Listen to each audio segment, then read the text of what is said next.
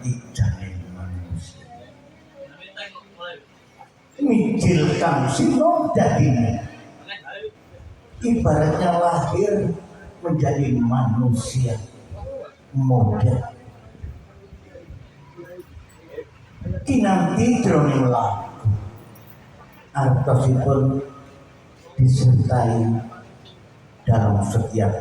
langkahnya dalam kehidupan. Yang asmorodono nemoni, artinya ketika rasa asmara menimpa pada manusia, kambuh mering sang nubar. Maknaipun paham akan segala. Dan kulonipun artinya tentang harapan hidup yang indah. Wateturno yun den ambar den umbar. Seperti watak keras jangan sekali-kali diumbar. Pangkur mungkur siyoga megat roh wajib. Ibaratnya surut ke belakang dan bersiaga ketika ajal menjemput manusia. Pucuk ganti sampurno supaya mati dalam keadaan sempurna. Bil husnul khotimah. Amin Allahumma. Bapak-bapak dan saudara yang saya hormati, sekedar saya mencoba untuk belajar buku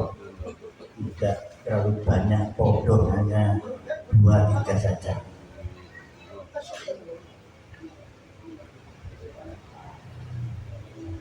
Ingsun amiliti muji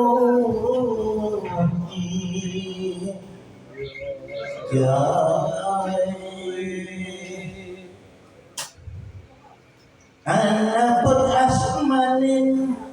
Allah dan murah indungnya mangke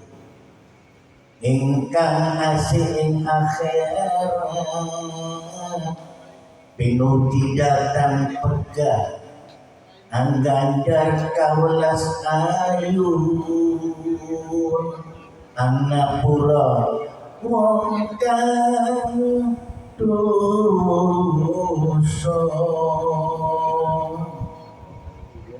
ya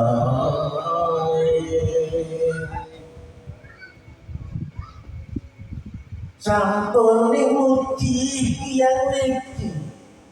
amuji Nabi Muhammad kelawan wargane sahabat sekawan iku kandhin Abu Bakar Ali lan Umar puniku sekawan baginda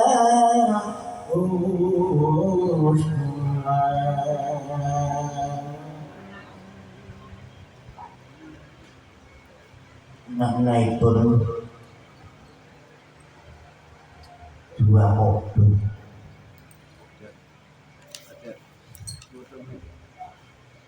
Artinya terjemahnya secara singkat,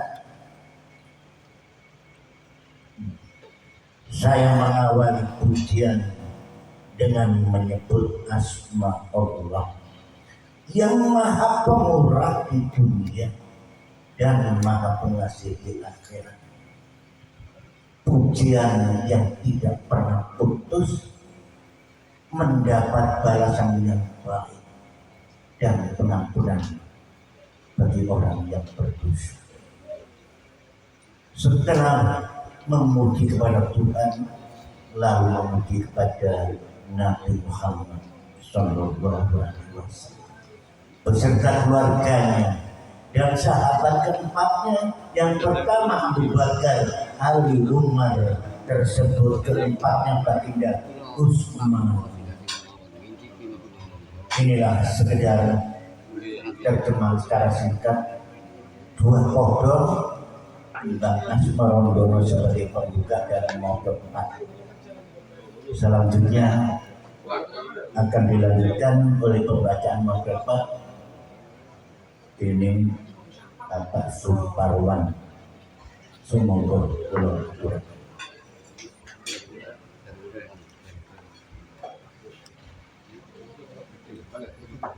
Nggih, matur nuwun. Kalajengaken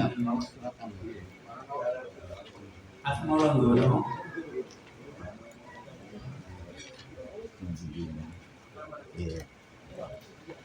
Bismillahirrahmanirrahim.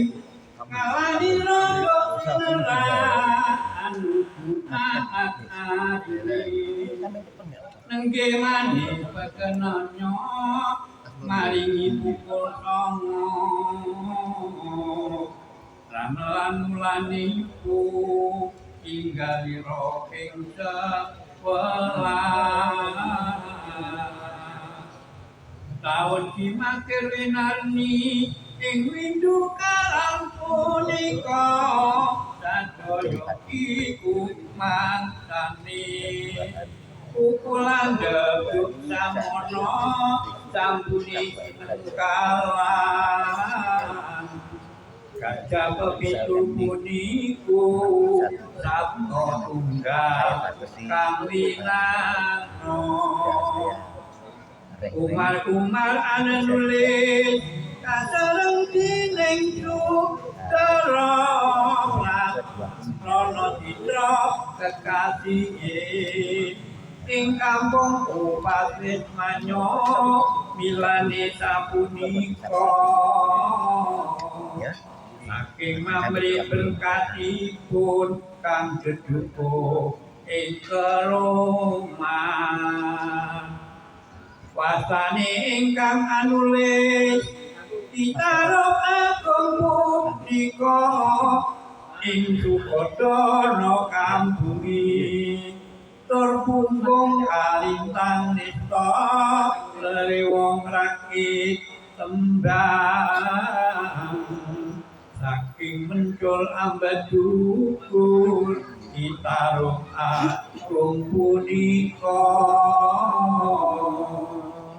wong niku milya angawe carita anyar kinita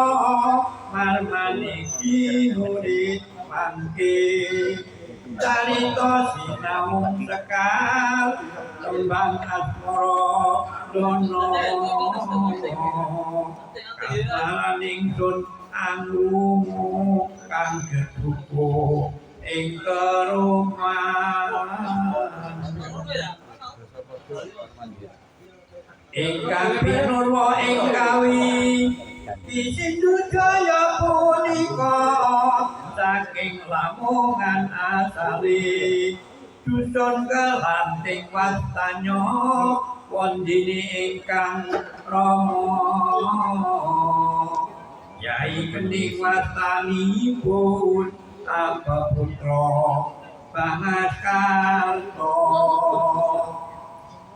dasar bagus lanteng wiji tanpa tira meneng priya asring lono lan baik ing ngono agung kantunya sarta alus budinya andam asor kalangkung Nurapati Umbal Soro wonten kang winus malih nagari Cirebon punika dusun kemuning namane kang awasta Kyai Lima Sinatul Kalbi putra dasar alus citranipun Hinung Tentrang pun Abdullah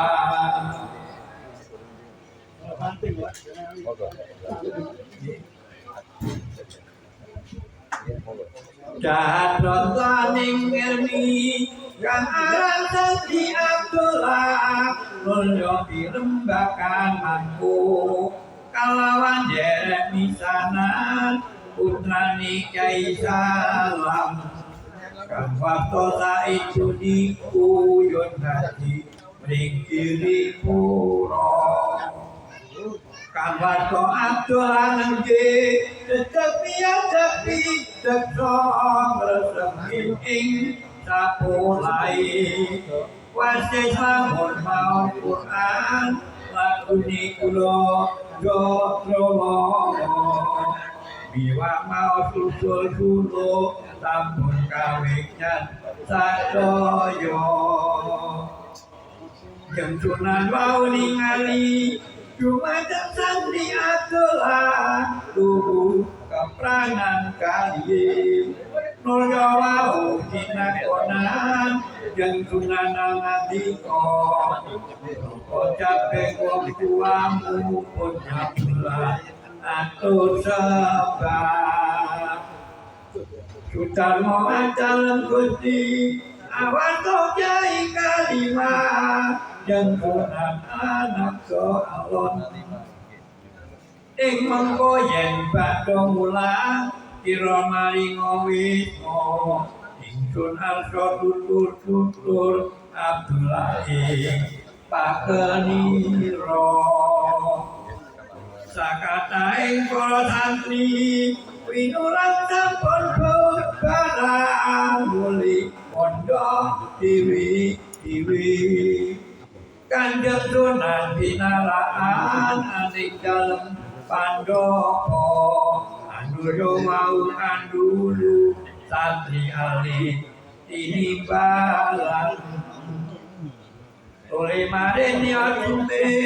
santri alit abo dekat nolyo dinawan alon oleh moro timbalono kang aran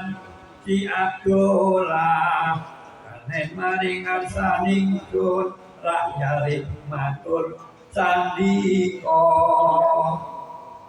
tandanu sampun pinangke kelawan Sati Abdullah santri wedhusnya alon bagus dika tinimbalan dening Kanjeng Sunan Abdullah wau amut inggih anuwun sandika Abdullah sampun lumari kiring malebet pura nata ing ayunan mangku Kanjeng Sunan yo ngandika Abdullah mariniya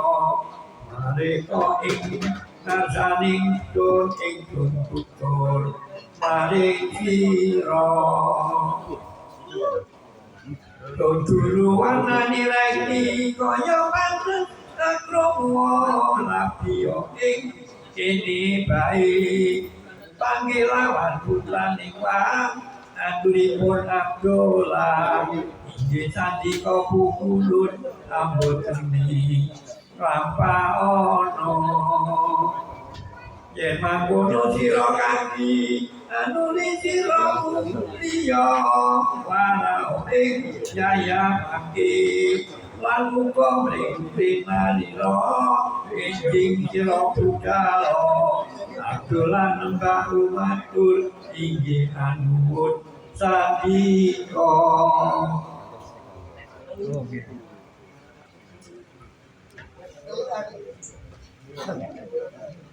Kita lanjutkan foto ingkang nomor 1000. Jeng Sunan ngendika malih Abdullah mangken kaliyo marang padha ira ake nyenjing enjing lamang kato terus sapa Ruwairo Abdullah Anulyo matur derek kawula pisanan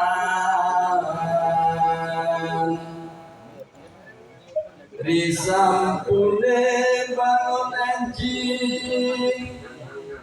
Abdullah ayam pamitan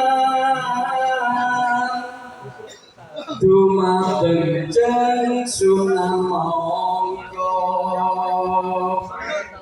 kaliyan sahid misananya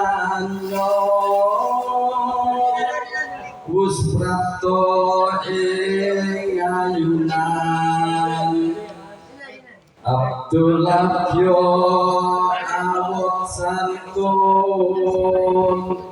kalayan anggaras podo nyuwun pangestu jeng Gusti kawula ayun lumampah jeng Sunan Abdul Alon ya sun amin sira lan sira lumaku lan yo supe salaming sun marang yaya renaniro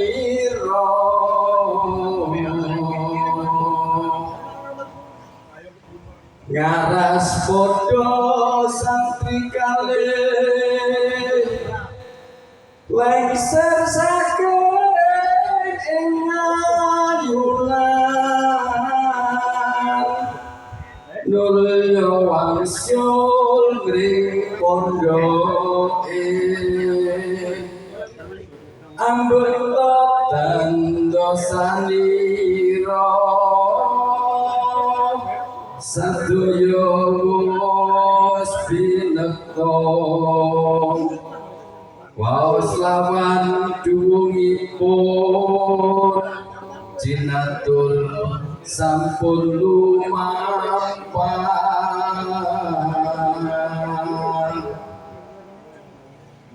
suwau santri kekalih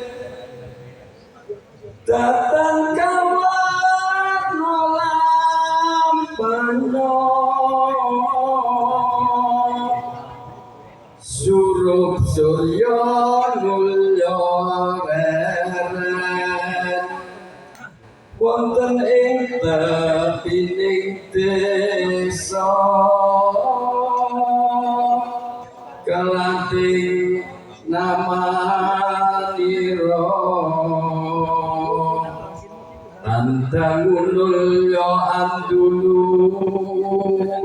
tiang lumampah sajuga salajengipun ngomong pinten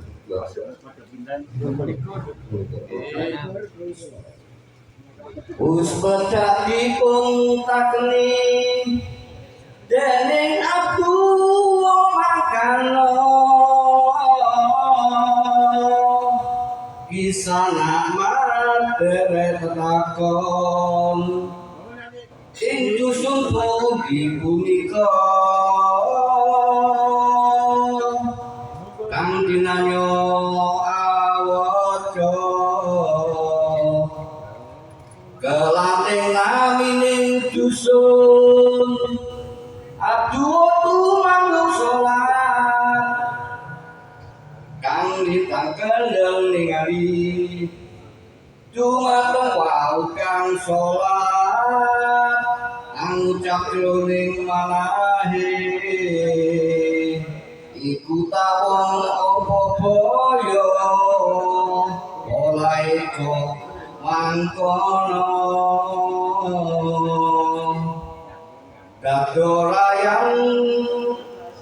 radi dangu ringali saking tebihan angadeg sareng kekalih si cakep sareng kalian yang yakin nyekeli dengkule nyenggelet kati wong beksa dusir ngaras pertawa Nora eco manungipun sikrak mantuk gegancangan arso lapur ring petinggi dina